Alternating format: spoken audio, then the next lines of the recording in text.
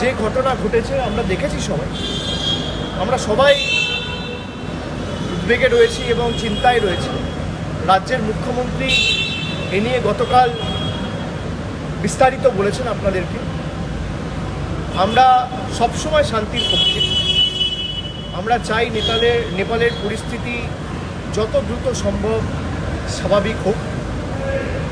প্রতিবেশী রাষ্ট্র কোনো রকম কোনো ক্ষয়ক্ষতি আমরা চাই না, সে যে দেশই হোক, বাংলাদেশ হোক, নেপাল হোক, যে কোনো, শ্রীলঙ্কা হোক। আমরা বরাবরই চাই তারা ভালো থাকুক, শান্তিতে থাকুক।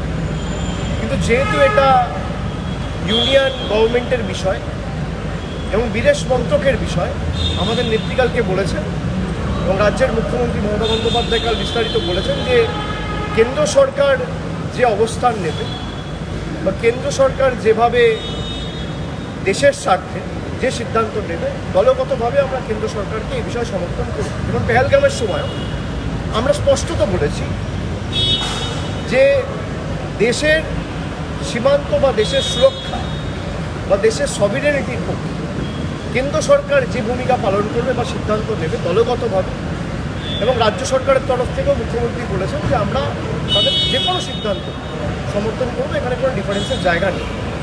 তবে আমরা চাই নেপালে শান্তি ফিরে আসুক এবং আমরা সকলেই উদ্বিগ্ন, যা পরিস্থিতি হয়েছে সেই পরিস্থিতি দেখার।